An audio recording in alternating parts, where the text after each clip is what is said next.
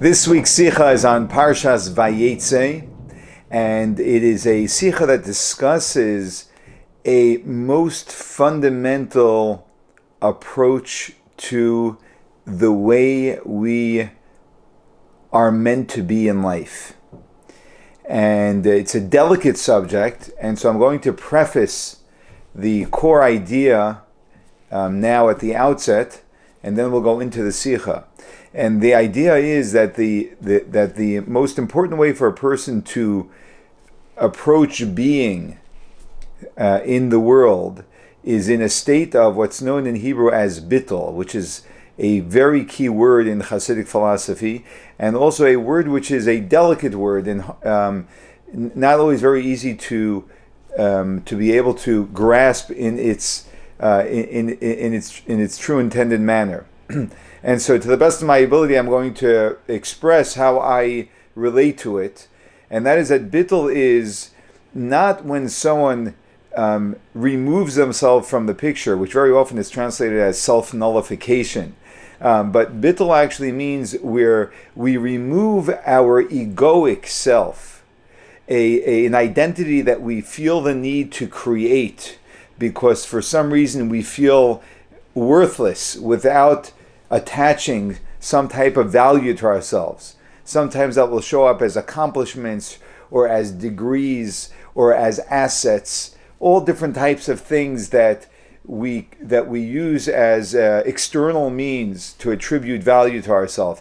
And that all comes from the ego desperately needing to prove itself to the world. And bittul is when a person begins to let go more and more of any type of self-created identity and has their identity simply and purely from the very fact that I am a divine being, created by God, being given life at every moment by God, and that my primary identity as a Jew is from my divine soul. And the difference between the divine soul and the animal soul is that the animal soul, or the egoic soul, is a soul which is very self-oriented. It lives in fear, and it's always trying to promote self. And the divine soul is always purpose-oriented, mission-oriented, and God-oriented. So it has no concern for itself. It doesn't have that self-agenda that's so common amongst humanity, but the person who starts connecting more and more and identifying more and more with a state of bittul begins to just align with what is it that is my divine calling in this moment right now. And they give themselves over to that entirely without being consumed in self. So this is the preface and introduction, which is a very powerful message that's going to come out from this talk on Parshas Vayeitzei, which we learned from our patriarch Yaakov, Jacob. So we find very interestingly and maybe strangely that the Torah portion spends an enormous amount of time speaking about Yaakov's dedication to sheep and how he raises sheep and breeds sheep. And we find in the Torah portion that it speaks not only of his work with sheep, that he was a shepherd, but also that when he was paid by his uncle, who he was working for many years, he was also paid with the commodity of sheep. And we know that everything in the Torah is precise, and so there is going to be a great lesson that we learn from this idea of Yaakov being so involved with sheep. And that his primary assets as well were sheep, and that the Torah makes a point of telling us that all of the other assets that he attained, which were included, as the Torah says, maidservants and servants and camels and donkeys, he got through sheep. That means that he sold his sheep or traded his sheep for these other assets. So it seems as if everything went through a process of sheep, and through sheep he also acquired other assets. Now, what's interesting also is to note, which we'll learn something from as well, is that in Parshas Vayishlach, when Yaakov is going to have a confrontation with his twin brother Esau, who's coming really with an army to kill him, he sends over gifts to his brother to see if he can appease him, and he sends a message. Vayihi li shor v'chamar tzayin ve'eved v'shivcha. He says, and I have oxen, donkeys, and sheep. When he communicates with his brother Esav, for some reason he mentions sheep as the third of the assets that he has, not as the first, which we see as the overriding message in this week's Torah portion. So why is there suddenly a shift when he's communicating with Esav? So we're going to see how when we understand what sheep, the animal, sheep, represent in a spiritual sense, we're going to understand all of the points that we just observed and noted. Now, every matter in the Torah, as the Rebbe says many times, is an eternal instruction. Eternal, forever. It's an instruction forever, for every Jew, at every time, and in every place. That means wherever a Jew may be at any time in history, and in any place that they may be living geographically, or whatever their circumstances may be, the Torah is an instruction, an eternal instruction to them. Which means what we're going to be learning from the story of Yaakov speaks to and instructs every single one of us, although we're all different individuals and we all find ourselves in different circumstances in life. And this is specifically true when it comes to our events regarding our forefathers, because we know Maisa Aves, that the actions of our forefathers, they actually paved the way for the entire Jewish people who would evolve from them.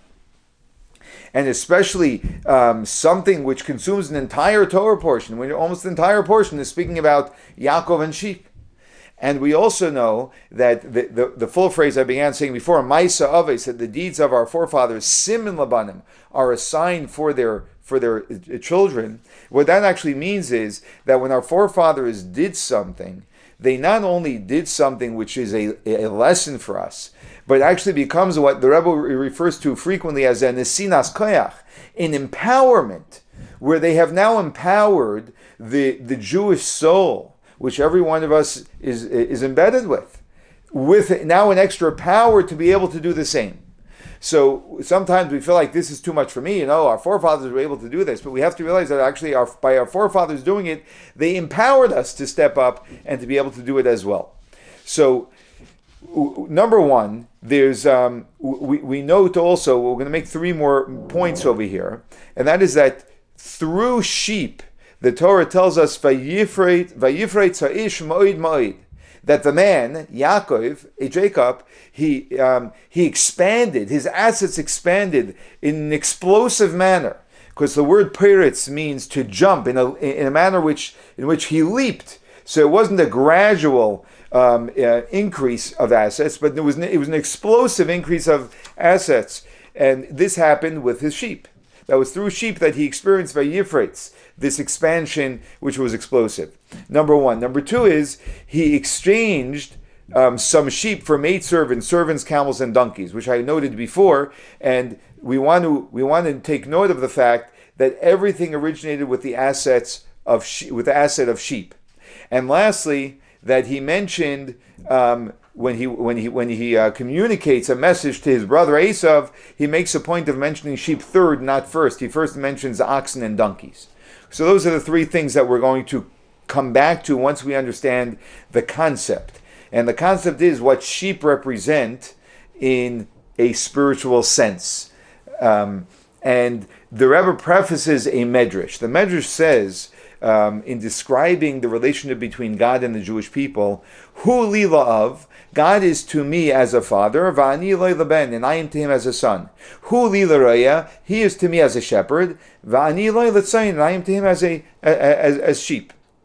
Now, if we already have stated that God is to me as a father and I am to him as a son, what are we contributing by saying that God is to me as a shepherd and I am to God as a sheep?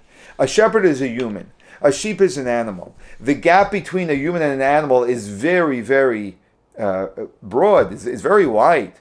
The gap between the father and the son is not wide at all. First of all, they're both human, and they are actually related. And the son actually comes from his father, right? And as we know, we have the genes of our parents. So what are we contributing if we want to express a sense of endearment in our relationship between God and the Jewish people?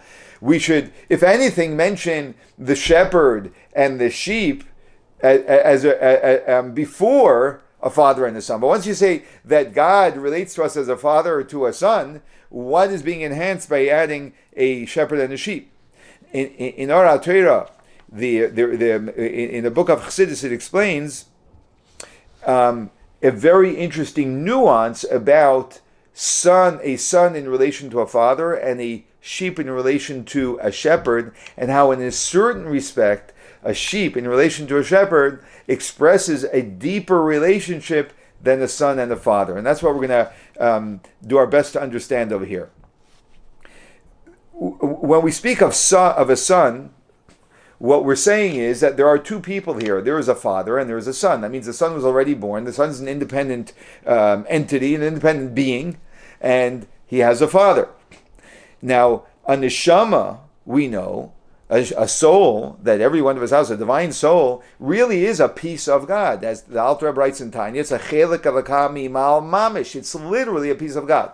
So we are not a separate identity or entity from Hashem. So if we are being called a son, that indicates something. What does that indicate? So it indicates that, and I'm going to do my best to explain this, there are two aspects of God that we speak to in a very general sense. And these two aspects of God are very important to know, and Chassidus is replete in differentiating between the two. There is the essence of God. The essence of God is God as God is in his infinite, essential state. Infinite. Way beyond anything of existence. And really in that state there is no room for anything other than God. Because infinite means that God is all-encompassing, all-consuming. God is everything. And then there is God as God shows up not in his essential infinite state, but in what I'm going to refer to as, just for distinction purposes, as showing up in his expressive state, in the way God expresses himself towards other than himself, towards others. And for God to express himself towards others, God limits himself so he shows up in a finite state, not in an infinite state, but in some type of a defined form. In the Hasidic language, we would call that Seder Hishtalshalos, which is the chain or the process of God's devolving. And the devolving is not meaning that God is actually devolving, but it means that God hides himself more and more, so that we experience a devolving of God until there is a level of divine that we can actually, as physical humans, identify with. So when we talk about, when we use a metaphor of God being a father and us being a son, and we knowing now that a son is a separate entity than a father, he's now an independent entity, that means that metaphor of relationship is speaking of a relationship level where God is not in his infinite essential state, but where God has now come down to a state where there are definitions. There's a father, there's a son, there's a hierarchy, there's greater, there's lesser, there's definition to everything. When we refer to God, when we are referred to as sheep, there really is no correlation between a sheep and a shepherd, as I mentioned earlier. A shepherd is a human, a sheep is an animal. A human can't have a truly intimate relationship with an animal because the animal just can't relate to a human. It doesn't have the ability to relate to a human on a human level, on the depth of a human level. And that's the reason why there really isn't a genuine and authentic correlation between a human and an animal. Yet, it shows a great level of endearment to Jews when God says, I am to you as a shepherd and you are to me as sheep. What is that endearment? So the endearment is a very unique endearment, because it's an endearment of us. When we are referred to as sheep, it's stating that we, the Jewish people, are showing up to God literally as sheep. How are sheep? Sheep are known, we say, oh, they're like a bunch of sheep. What's that reference? What's that referencing? It's referencing when humans don't actually take a stand for themselves. They just follow. They have a humility, which, the way we use it in that state, where we say that, they're just acting like sheep, we use it in a derogatory form. However, the idea of following another is an expression of great humility. When it's appropriate to do that and you're following an appropriate person, so then we are showing great humility. And what we're doing is we are relating to the other person not by showing up as who I am, but on the contrary, as sort of putting myself to the side and saying, what is it that you would like me to do? I'm following you. So it's a way of showing up. It's a state of non-being, which means that the way I am being is by not being myself, creating a presence of self, but on the contrary, letting my entire self be consumed in what it is that the one I'm following values and is asking for and sees as important. And in relation to God, that would be a beautiful expression of bittul, of me putting aside any self-interest or even self-opinion and just saying, what is it that the divine wants, and I will be God's sheep. So when we speak about a father and son, we're talking about a state of relating to God in which the son is an entity and the divine also shows up in a defined form. But when we speak about a shepherd and sheep, we're talking about God in his infinite state, and how the only way a human can relate to God in God's infinite state is only by us putting aside any form of self-identity and letting ourselves just be totally consumed in or absorbed in the reality and the will of God. And this is expressed in a pasuk, in a beautiful verse from the book of Yeshayahu, Navi, the prophet Isaiah. He says, "Marim v'kadosh eshkain, I dwell amongst those who are elevated and holy, v'esdako shval ruach, and those who are oppressed and lowly of spirit." Now, oppressed and lowly of spirit, in the context we're using it, means someone whose egoic identity is low. That means that it's not something which he's not filled with an ego and his own identity, but has developed the ability to put that aside and say, what is it that you want, God? I want to just be here to be of service to you. So what we end up seeing from this is that the son, that the expression of a son and the expression of a sheep are two forms of service of God. The classic way of expressing the service of God as a son, as one who has an identity and brings themselves into their service of God, that would be through Torah study. Because when one studies Torah, one must use their own intellect and thought process in order to grasp something. Now, even though when someone studies Torah, if they want to study Torah truthfully, then they are dedicated to the truth of the Torah, not any agenda that the person himself brings forth. Right? So we're not talking about a sense of self here, which is truly egoic and with my own agenda. But we're still talking about a sense of self in that I need to be active in the process of studying, because if I just shut down my mind, I can't learn anything. So even such a person who's completely devoted to studying the truth of the Torah, so I'm not inventing anything of my own here or trying to distort the Torah into my own agenda. I'm totally buttled to, I'm subservient to, I give myself over to what the Torah is teaching, but there's still that part of me, my intellect, that needs to be engaged to understand it. And like we say every day at the end of the Amidah, v'nafshi ka'afar l'chol tiyeh, that my soul should be like dust before all. And we say right after that, psach libi b'seirosecha, open up my heart to the Torah, demonstrating that in order for one's heart to be open to the Torah, one needs to have humility. One can't be consumed with themselves.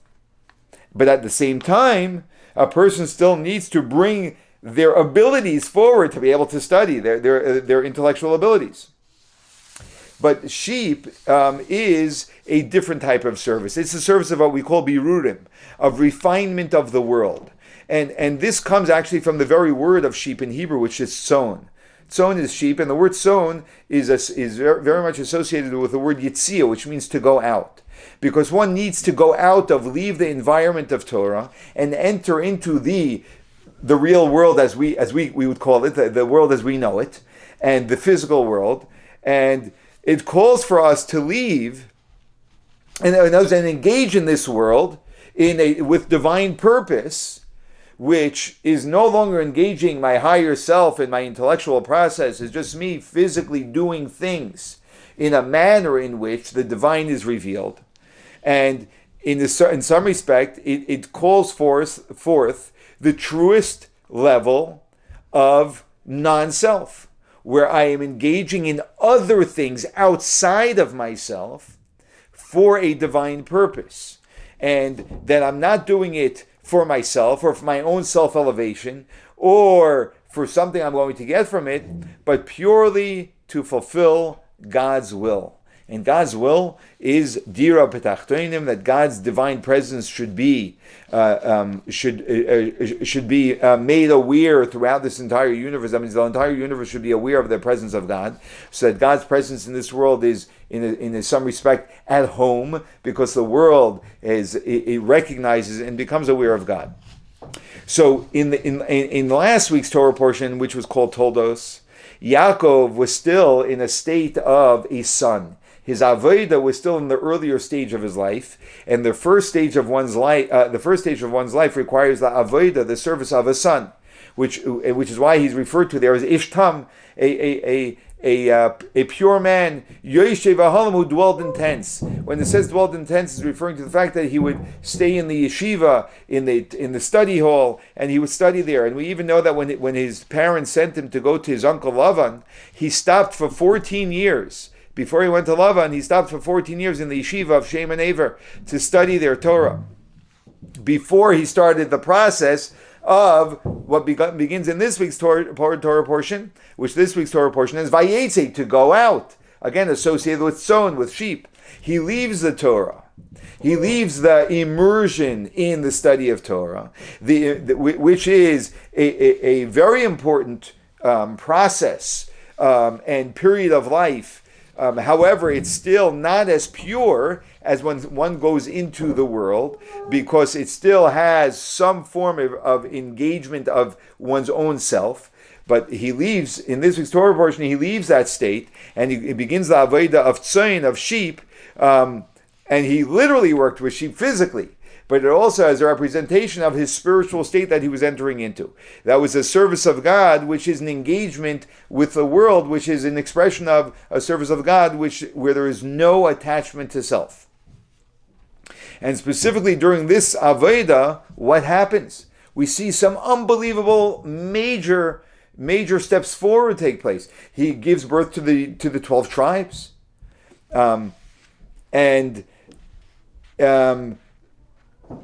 we also see that he becomes the assets that he takes from Lavan as payment for what he has done is sheep.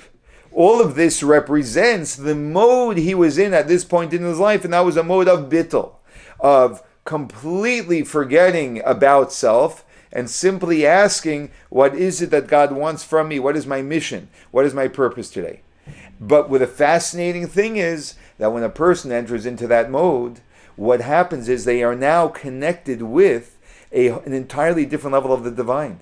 They're no longer connected with a level of the divine as God limits himself in order to engage in creation, in definition, in limitation. Because we as humans are totally confined to limitation, right? We exist entirely in limitation. We exist within in a dimension of time, which is a limitation. We can only experience one moment at a time.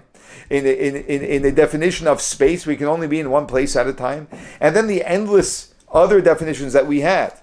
But when we actually choose to operate on the level of bittul, which means that we let that defined self be, we don't get consumed in that, but we choose to identify with our divine self, which is our neshama, which is a piece of the infinite God. So suddenly what happens is we connect with the essence of God, the infinite essence of God. And what is the result of that? Vayeitzei, that the man expands in an explosive manner, in a leaping form, not in a linear manner, but in a non-linear manner, in a manner which is immeasurable. And this only comes with bittul, because only through this state of bittul, of a person identifying with their divine self and not with their egoic self or their limited self, can one then be in touch with the infinite, because that is the infinite that lives within us. And suddenly in life we experience jumping by leaps and bounds as opposed to growing gradually from step to step. And this is the meaning of the payment. The Torah it talks about how Lavan continued to change the form of payment that Yaakov would get. That first he would get the spotted sheep, then he would get the striped sheep. He kept on changing the type of sheep he would get as a reward, which in the literal understanding or the basic understanding of the Torah, that was a very negative thing that Lavan was doing to Yaakov.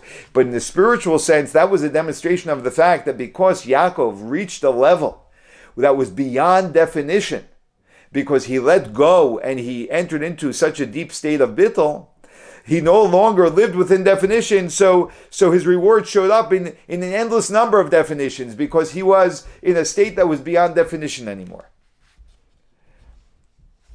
So just as the service, now one point the Rabbi says that we noted earlier that when a person studies Torah, so that they have to bring their intellect, their self into it. There's no way of avoiding that.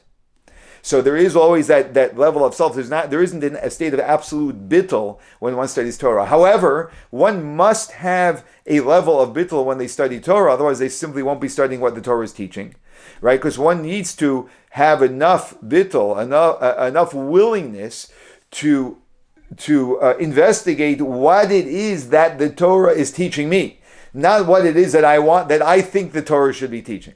So there has to be some level of giving up of oneself to the truth of the Torah.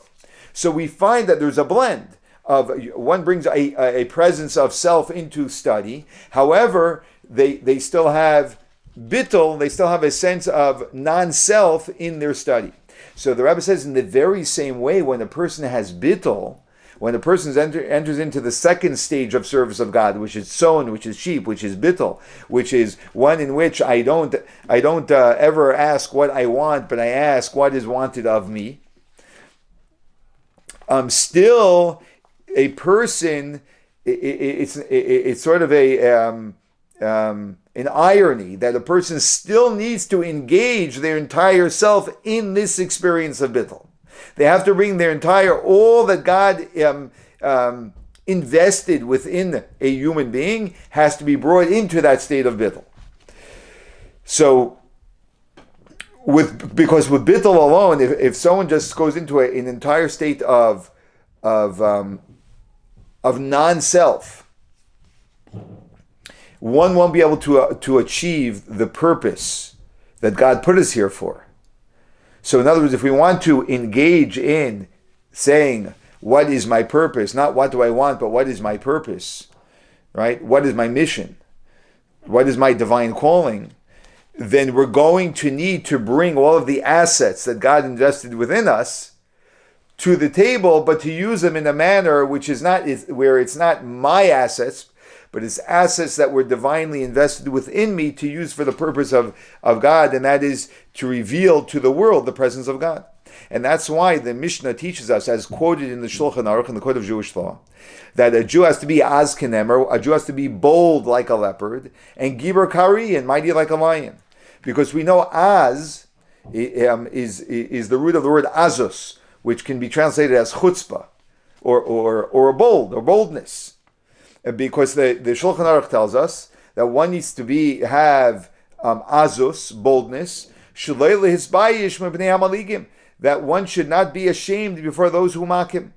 because we know that there are always people who mock, and sometimes that can be that can put a big stop on the goodness one does. And at the very outset of Shulchan Aruch, fascinatingly, the Shulchan Aruch addresses this and says in the very first mahalacha, the first law of the entire code of Jewish law, it doesn't even speak about a law. It tells us that first and foremost, you cannot be ashamed before those who mock you.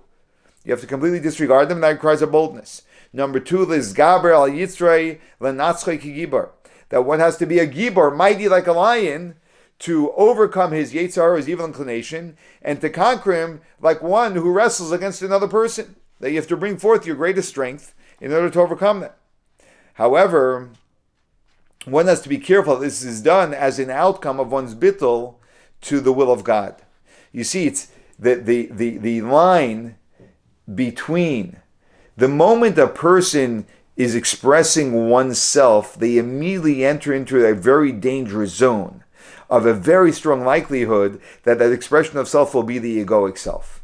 And it's a real art to be able to express oneself, but that expression of self is not myself, but it's an expression of the divine, of the divine will. So to have azus, to have boldness, or to have might, to show up in a mighty manner, always comes with the enormous risk that my ego is going to get caught up in that. So it's a very tricky and very sensitive area, which is our challenge, to be able to show up that way, but to show up that way purely, not out of ego, but purely out of a sense of the will of God. And this is very important. Why is this very important? Because if someone's boldness or mightiness is an expression of one's ego, which is what we are commonly very familiar with. Whenever someone stands up with some form of boldness, most commonly that is coming from one's ego. And we can feel that and we can sense that. What it does is it brings one back to the limits of themselves. They are now acting as human, no longer as an expression of the divine. They are identifying no longer with the essential, infinite state of God, and therefore they are now limiting their strength to their limited natural strength, and they are no longer connected with kedusha, with holiness, because they're no longer identifying out of their divine self, but out of their bodily, their natural self. And in such a case, they are closing the door to the infinite that otherwise they would have access to. So that's the danger of when we live out of our ego. And this is the reason why the Alter Rebbe, when he quotes this in his Shulchan Aruch, in his Code of Jewish Law, while the Alter Rebbe generally does not quote the name of a quote when he in the Shulchan Aruch, over here he says Yehuda ben Tema. Omer, Yehuda ben Tema says. Why does he suddenly quote the person who said it? Because the name Yehuda, the name Yehuda comes from the word of gratitude, hoidah, gratitude and humility. Because he's saying that before you first have to read Yehuda before you say Azkenemer and Gibor Kari. If you're going to jump into boldness and mightiness without a preface of Yehuda, of humility and gratitude, then it's going to be the ego. And if it's going to be the ego, it's going to be very dangerous. It's going to hurt you more than it's going to help you. And that's why he also says Yehuda ben Tema, because the word Tema is an expression of an ongoing speaking, which is a constant, meaning that your state of bittul has to be constant. It can't just be momentary, it has to be constant. Because it's so easy for a person to slip into the classic mode of human strength and human might, and I'm going to show him, and I'll show them, and they don't know who I am, and all of those egoic expressions that are so natural to us. And this is the reason why Yaakov's work and his primary assets were sheep. Yet at the same time, he then took the sheep and traded them or sold them to get other assets too. Why?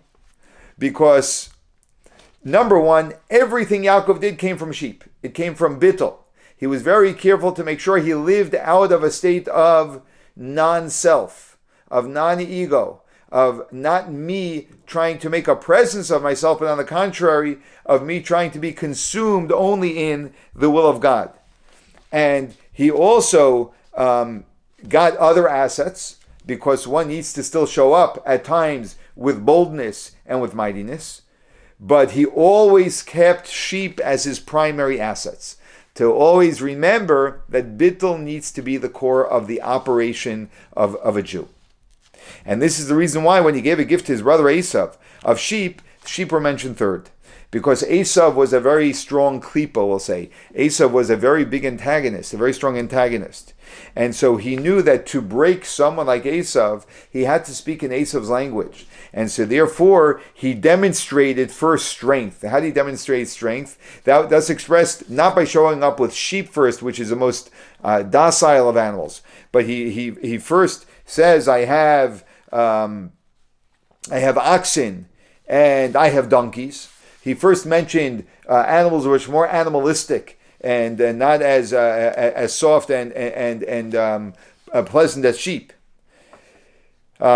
Because the other side, Esav needed to hear this. Esav needed to hear this to wake up Esav. However, at the same time, for oneself, one needs to always tell themselves the truth. And that is that bittul must be the context out of which I engage and relate to everything outside of myself. And that is the primary asset that a Jew has, is this state of giving up of myself instead of pronouncing myself, non-pronouncement, a state of non-being, so that I can actually live out of my divine being, which is of course the most powerful self, because that is infinite self, and why the Jewish people are in fact a miraculous people. And this is, the Rebbe concludes, is a simple lesson for our generation. That Vayeitzei, every one of us has a duty to go out and illuminate the world. First, we need to prepare ourselves through the study of Torah, as Yaakov did. But that should lead to Vayeitzei, that we should expand in an enormous and an explosive manner when we enter into a state of bittul. And especially in our times, which are known as Ikfasa de Mashiach, the hills of Mashiach, we are right before, moments before the coming of Mashiach, where our primary avodah, as Alter Rebbe already explained 200 years ago, is the avodah of asiyah, of action, of doing, of engaging in the world. In contrast to the times of the Talmud and the Mishnah, when the primary avodah was of a son, not of sheep, but of a son, which is Talmud Torah study, because we know that during the times of the Talmud there were individuals who the Talmud describes as teirasei umnasei, that their uman, their craft, was study of Torah. In other words, that they were such deep scholars that is literally what they did. They studied Torah very, very deeply, and their lives were consumed by it. But today we see that there aren't even a few people whose dedication to Torah is on such a level of teirasei umnasei. Even though there are people who will spend much of their time studying Torah, but the ability to be so deeply engaged in Torah that they become oblivious to everything else, sometimes as we are with business, that they do with Torah, and they are so deeply consumed in Torah, that doesn't exist. And that's because that's not our avodah in our times. The avodah, the service, the focus of our times is Maisa, and as the Rebbe says, Maisa Tzedakah. Specifically also, as this also Alter Rebbe says, in Tanya, is the Maisa, the action, which action? Action of Tzedakah. Now Tzedakah very often is understood as giving charity, but the word Tzedakah actually means righteousness. And righteousness is that there are many forms of being righteous with other people and giving to other people, which is not necessarily with money, but it is with showing up with bittul, and being and giving ourselves the ability to be consumed in the needs of another person and forget for a few moments about our own needs. And especially in our generation, the Rebbe emphasizes that there are so many Jews are by no fault of their own, yet they are lost in the darkness of exile, and they simply don't know anything about the power that lies within them, that they have a divine soul as a Jew, and the beauty and the light of Torah and mitzvahs. So we have an obligation to reorient them to the light of Torah and mitzvahs. And our primary mission now is not, fascinatingly, the Rebbe says, the primary mission is not to take one who is ignorant and make him into a big Torah scholar. It's not to take someone who's a small Torah scholar and to make him into a big Torah scholar. It's not to take someone who observes Torah and mitzvahs, but in a lenient manner, and to make sure that their level of God-fearingness is at the highest level. This is not our prime. All of these are important things, but they're not our primary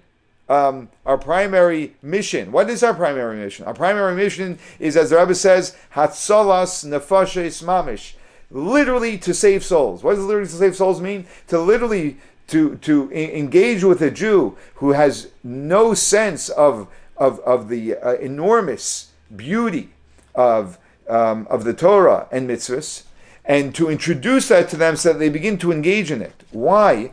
Because when a person saves one soul, they are not only saving the soul, they are saving their progeny for generations and generations. That means when we awaken one soul to the beauty of who they are, and then they're going to raise a family and have children and grandchildren, we are literally saving hundreds and thousands of souls. So another point the Rebbe makes is, of course, all of this, our engagement with a fellow Jew who's living in a state of darkness, this engagement must always be done in a state of bittul, not in the state of I am going to enlighten you about Torah and mitzvahs. But there's a total state of non-self. There is no self that we strive, that we don't bring any self to the table. We are purely being an expression of the divine, fulfilling God's will. And what happens when we operate that way is, when we approach this mission, we are no longer blocked by the limits of what is reasonable to expect for me, to expect to accomplish, what's not reasonable for me, right? We no longer, because we lose the limits of nature and the limits of reasonability, or the limits of what I enjoy doing, what's convenient or comfortable for me to do. But wherever God sends me, and wherever I find that by divine providence I find myself encountering a person or being in a certain place, I use that opportunity to the best, without any, what we say, without any accounting or calculations, to just do whatever I can to inspire other Jews. And when we do this, we show up with full strength. We inspire many students, and we do so. The number of students that we have is beyond nature. It's in a manner of vayifra, it's of an explosive manner.